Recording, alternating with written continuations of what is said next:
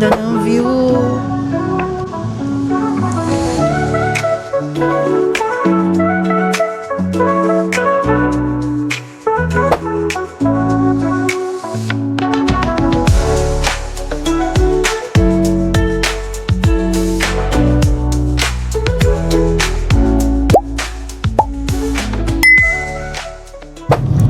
Good morning guys, today is March 14, Saturday, and around 6 a.m. pa lang naman. Nabalitaan kasi namin na parang sabi sa news, ngayong weekend, Saturday, yung last na bugso ng amihan dito sa atin. So sasamantalahin natin yun. Kasi siguro after ng amihan na to, officially summer na siguro, sobrang tag-init na. So ngayon,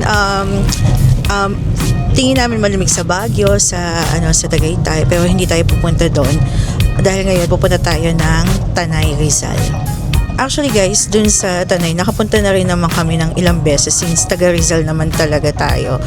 Tapos lalo na nung pandemic, 'di ba? So nung pandemic, syempre pwede ka lang magstay doon kung saan ka talaga malapit. So normally pag weekend nagpupunta kami dati ng Tanay. So it's been a long time nung huli naming punta ng Tanay, Rizal. At ngayon doon tayo pupunta dahil mamalamig ngayon sa Tanay. Maraming kainan doon sa Tanay, merong mga restaurants, cafes. Ang ganda doon kasi it's overlooking talaga at nandun talaga yung sea of clouds. At ang napili natin na mag-breakfast ay sa Dean and De Luca. Meron silang branch sa BGC but napili natin dito sa Tanay kasi nakita namin sa mga Instagram, sa Facebook, sa mga Reels na ang ganda ng view ng Dean and De Luca at samantalahin natin yung ganda ng view tsaka yung malamig na panahon. So, andito na tayo ngayon sa Tikling. Kung alam niyo itong lugar na to, paakyat na tayo ngayon guys na Antipolo. Alam nyo ba, medyo kapansin-pansin sila na medyo kumukunti yung sasakyan sa daan. Kasi ito na yung time na nagmamahal na yung gasolina dahil sa, alam nyo na, sa mga hidwaan sa Middle East. So medyo Sabado ngayon normally pag mga gantong oras pa 7 a.m. or 6 a.m. medyo madaming sasakyan dito kasi yung mga papunta dito sa Antipolo or kahit paluwas papuntang Manila, madami yan. But ngayon medyo halos konti lang talaga yung sasakyan ngayon dito.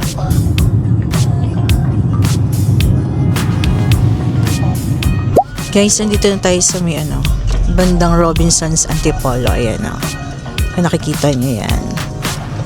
So eto, ang laki na nito. Nag-expand sila, may expansion. Ang ganda-ganda na sa loob niyan.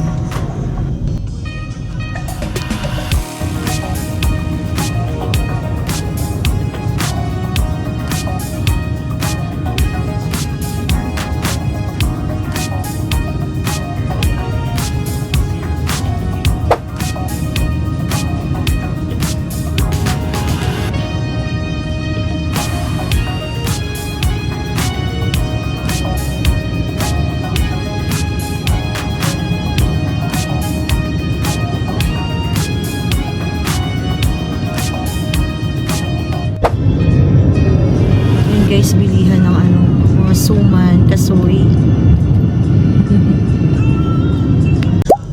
Update lang guys, nandito na tayo sa Marcos Highway. Ang daan pala natin ay sa Marilake, papuntang Tanay.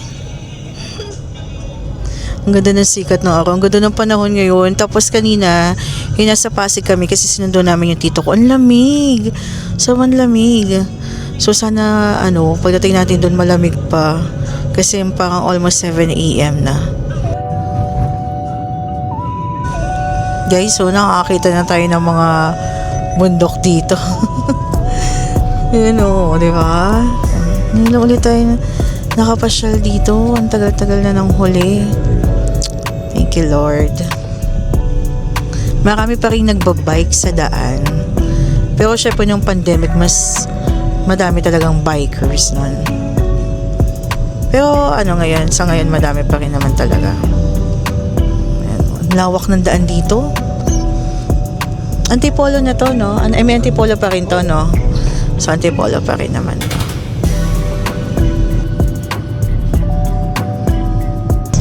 guys, if familiar kayo doon sa Boso-Boso, yan yun. Yung sikat na resort dito sa Antipolo. So yan, nadaanan na natin siya. Medyo malayo pa tayo ha, kasi Antipolo pa lang din naman tayo hanggang ngayon. Oh, naalala ko na to, itong lugar na to. Dito kami kumakain before, tumatambay. Coffee shop dito. May coffee shop dito sa kaliwa. Naalala ko na. Nakatigil lang yung sasakyan dito. Tapos dito may dala kami pagkain, kahit anong pagkain. Tapos tatambay, gano'n ng pandemic. Since bawal makipag-socialize kahit kanino. So dyan, madalas tayo dyan dati. So guys, sabi dito sa way, 17 kilometers pa bago mag-Dinendiluca. Medyo nag-iba na yung view natin. Mapuno na. Sobrang mapuno na at ano na talaga to, parang mga paikot-ikot or nadaan. Pa-curve yan. So baka tanay na to siguro, no? I'm not sure. Pero 17 kilometers na lang guys before tayo makakating ng Dinendiluca.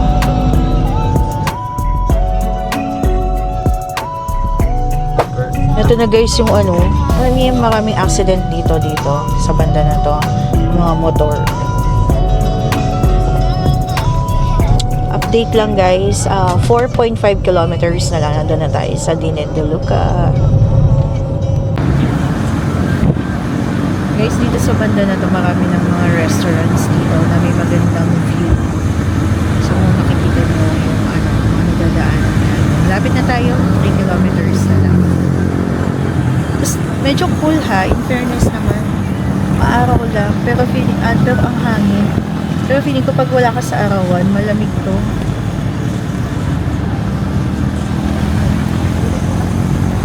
Medyo lang talaga dito, pasigzag yung daan. So, pagka nagda-drive kayo, huwag kayong basta-basta mag-overtake. Kasi medyo makitig yung daan. Kailangan ng pasensya sa daan. Guys, we've made it dito sa Dinendiluca. Thank you, Lord. Ang ganda ng weather. Ang lamig talaga, guys. Yan, oh. Kita niyo ba yan? O, diba? Ang ganda. Ang lamig. Ito, nagpapalit lang yung tito ko ng jacket. Magja-jacket daw siya. Kasi nga, malamig talaga.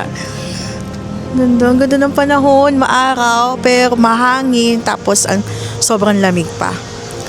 At buti nila minabutan tayong parking. Medyo maliit lang yung parking nila dito guys ha. So 18 degrees daw ngayon. So ngayon, kaya maliit lang yung parking dito. Kaya make sure na kung pupunta kayo, medyo agahan nyo. Although meron naman mga street parking. Pero syempre mas maganda kung dito kayo sa loob. So dito yung parking nila. Yan, kita nyo ba yan? So yan. Pero from here, dito sa parking, tanaw na yung yung Dinendiluca. Pakita ko ulit sa inyo. Kaya nakita niyo na, wait lang. Yan o. Although wala tayong sea of clouds, pero still, ang ganda-ganda talaga ng panahon. So, pasok na tayo sa loob, tapos tingnan natin kung anong pwede natin orderin for breakfast. So, dito yung daan, dito yung parking, tapos dito, pababa siya dito. Yan, o diba? Ang ganda ng view.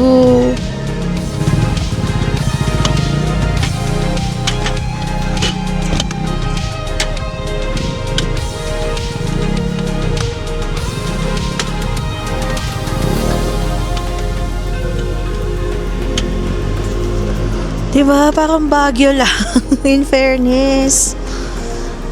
Doon yung parking doon sa taas. Yan. Dito tayo dumaan. Ang ganda. Ang lamig pa. Ang saya. Namnamin muna natin yung lamig dito sa labas. Dinendiluca.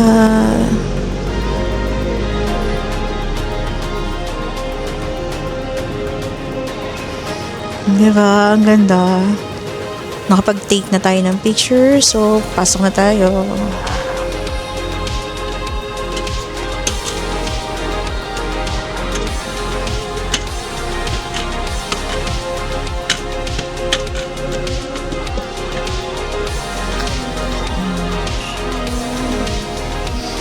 Guys, promise, ang lamig-lamig. Sobrang lamig, lalo dito walang araw. Ang lamig, OMG, masaya. Sulit yung haba ng biyahe natin. No? Hindi naman ganun ka tagal. Siguro mga 1 hour din yun na tuloy-tuloy na walang traffic.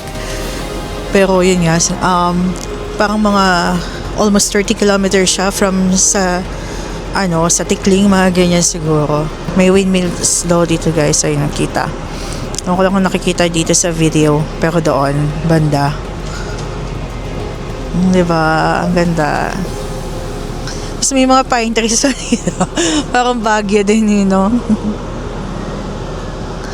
Punta na kayo dito guys.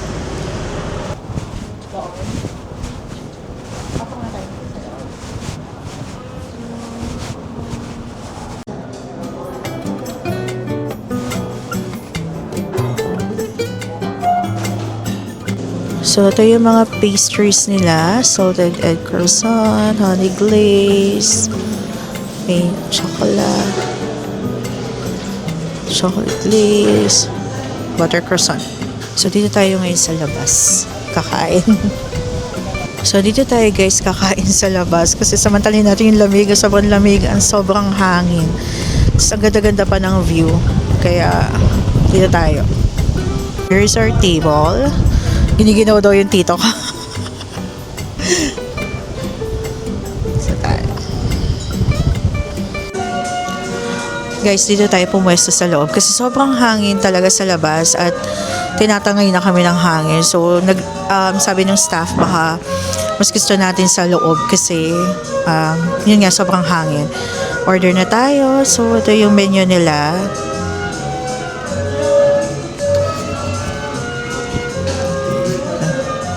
Nyo ba?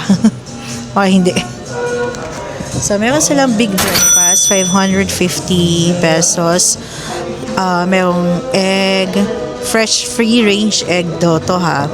With sauté mushrooms, grilled tomatoes, bacon, fried potatoes, pork and beans, tsaka sourdough bread. Meron din silang steak and eggs. So, that's for 1,400 pesos. Classic egg benedicts, 190.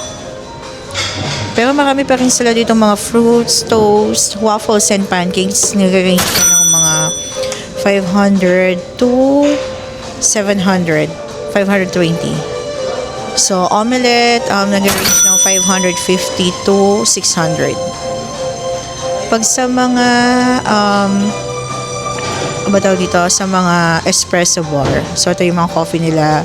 160 pesos to 300. Actually, may 320 yung affogato.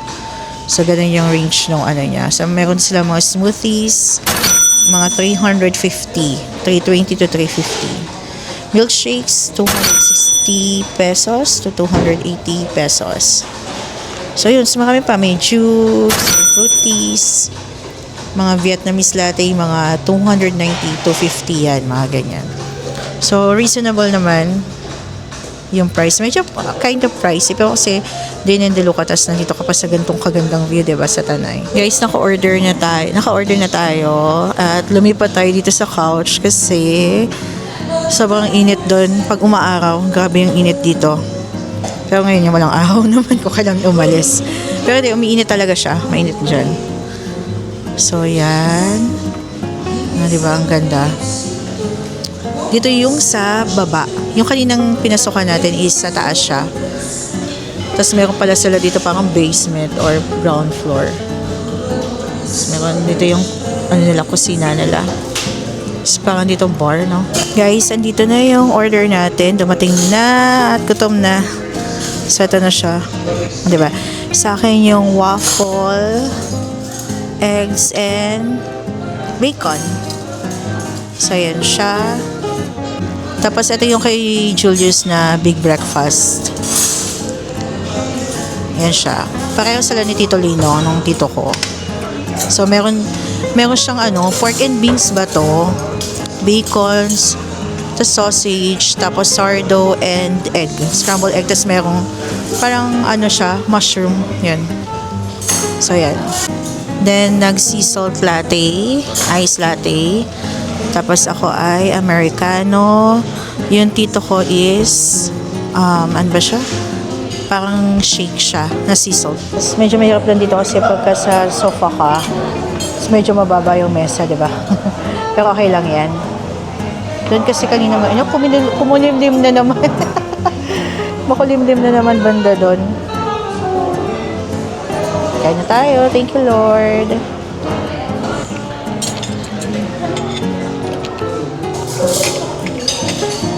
In fairness naman, sarap ng pancake. Yan siya. Tanungin natin yung tito ko kung sarapan siya. Chops, kalabitin mo si Catalino. Masarapan siya sa pagkain. Nagpapabili pa yung ice cream. Hindi ko alam kung may ice cream dito. Ganda-ganda ng view dito, guys. Pumunta na kayo. Actually, parang nag-open lang sila last year, di ba? Pang Vermont yata. Kasi ano ko to, ang daming pumupunta ng Vermont. So, magpapasko last year. Grabe, guys. Busog na tayo. Ang laki kasi ng servings nila. Yan, kanina nakita nyo po ng puno yan ng bacon. Tsaka ng 3 pancake pala yun. Tapos 3 eggs yung sa akin. Kaya grabe din. Yung kay Julius ito, paubos na. Kanina pa kami kumakain dito. Itong tito ko yan. Medyo ninilay-nilay pa bago niya maubos. Dahan-dahan niya. Kasi ang dami talaga, ang laki talaga ng big breakfast. At nandito pa rin tayo sa couch, nakaupo. Ito pa rin, medyo dumadami na yung tao. Medyo kumukulimlim. Sana wag naman umulan. Actually, yung food nila pwedeng good for 2, no? Pwede siyang good for 2. Kung hindi kayo medyo malakas kumain, guys, yung mga breakfast na nito, sobrang laki kasi ng servings. So, pwedeng, na siya, good for 2. Pwede na kayo maghati, tapos bili na lang kayo ng ibang dessert or coffee, tig-isa, ganyan. Kasi itong mga to ay nag-range ng mga 500 plus. Parang itong 3 pancake, 3 eggs, tsaka bacon slab or bacon stick ang tawag nila is 550 if I'm not mistaken or 560. Tapos yung big breakfast din is 500 plus. So, yun. By the way, guys, wala silang service water dito. So, kailangan nyo umorder. Kung gusto nyo ng water, kailangan, meron sila dito. Parang 70 pesos yata ito, no? Bottled water, isa. Yun lang. Tapos, additional, pag gusto mo ng ice, 30 pesos. Share ko lang. Binibigay ni Julius yung yung Korean won kay Tito. Ayan. 1,001 lang naman yun. suot ni Tito yung binili nating sombrero sa Myeongdong.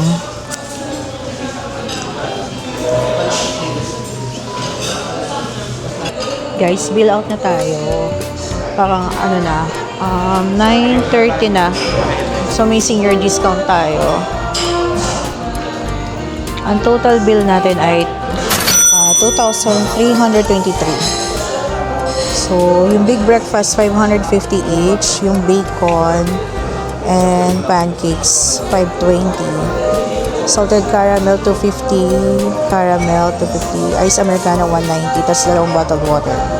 Service charge nila is 102. So, 2,300 plus yung total bill natin. So, yung kanina mga binanggit ko, yun yung price. Ngayon, kung if you are on a budget, pero you still want to experience dito, I suggest kung hindi mo masyado malakas kumain is maghati dun sa isang meal.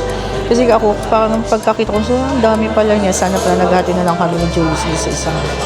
But anyway, ang sarap ng food at ang ganda ng ambience dito, guys. So, sulit. Punta na po kayo. So, nandito tayo sa baba, diba? Kaya na parang basement nila. So, takit tayo dun sa parang ground floor nila.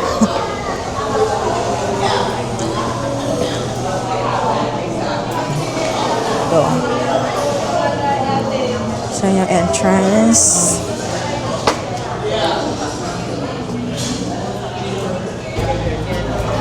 May gelato din pala sila dito, guys, kung gusto nyo.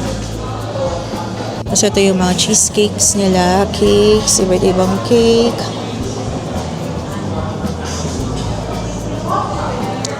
Yung kanina napakita ko na to yung mga breads. Iba-iba. Ay, meron pa pala dito. So may matcha. 420 yung matcha cheesecake. 390 yung purple yum. Yung salted caramel, hindi ko makita yung price. Pero meron din silang velvet, red velvet. Tsaka blueberry is 320. Burnt Bass cheesecake is 390. Tapos yung Oreo cheesecake, 300. Diba? Cute. Parang sasarap. Lalo itong ube tsaka macho. Parang ang sarap. Din sila dito mga tumbler. Or flask pala. So, ayan. So, let's say goodbye to the view. Meron din ginagawang iba pa dito, establishment o pang restaurant din sa tabi. Open 24 hours daw to. Siguro, hindi ko lang alam kung ano to. But ito na, maaraw na. Parang past almost 10 a.m. na. Pero ang lamig pa din talaga ng hangin, as in. Sobrang lamig pa din. Mukhang umulan kanina din talaga, mambon pala ng konti. Ayan. Ang ganda. Sana makabalik ulit tayo dito. Next time, maghahati na lang kami sa meal. Tapos, bili tayo ng, tikman natin yung mga cakes nila doon, tsaka yung mga breads. So, yun pala ng CR. Kung mag-CR kayo dito sa labas to. Ayan. Restaurant. Kita dito sa labas, itong kusina nila. Parang bar. Ang daming nag-ano dito, pictorial. Ang daming nag-video talaga. Kasi tingnan nyo naman yung view. Di ba? You know. Diba nagpi-pictures.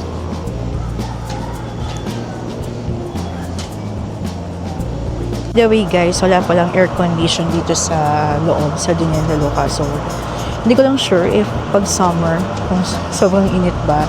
Pero dati may nakita ko sa comments sa Facebook na parang medyo mainit nga dahil since walang air condition. But kasi ngayon sobrang lamig kaya sobrang okay lang. So, one last goodbye sa Dinian de Luca. Ulit tayo dito babalik.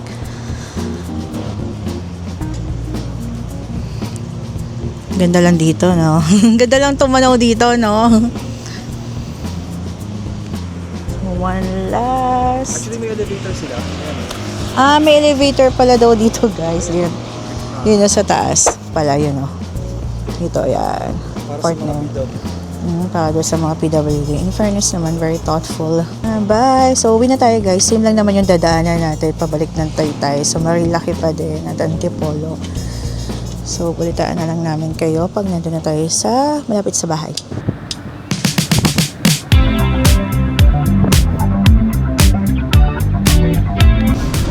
Nagpatay muna tayo ng AC guys.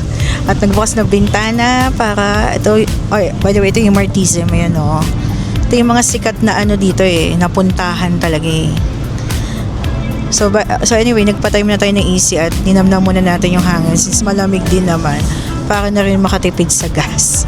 Sobrang mahal ng gas ngayon. Sana matapos na kung ano man ang nangyayari sa mundo para bumalik na lahat sa dati. Pag-pray natin yan.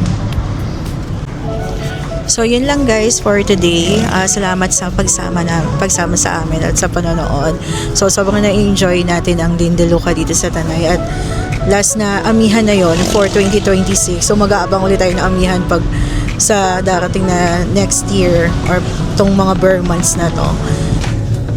Guys, by the way, yung parking pala nila is walang bayad pag doon kayo mag-dine-in sa Dinian de Luca. Tapos, hindi siya for reservation. First come and first serve siya. Nag-open siya ng 7 a.m. until I think 9 p.m. or 8 p.m. Sobrang na-enjoy natin yung Dinian de Luca dito sa Tanay. Ang sarap ng food, ang ganda ng ambience, ang ganda ng view talaga, sobra. And plus, yung malamig na panahon. Before we end this vlog, please follow us on our social media sa IG sa Mr. and Mrs. Snow. And kung nagustuhan nyo tong vlog na ito, please subscribe to our YouTube channel, It Must Be Love, and hit like. Maraming salamat sa pagsama at sa panonood. Until next time na lang guys. Bye-bye. Bye, Chubs. Bye. Bye. Ingat Ingat po lahat.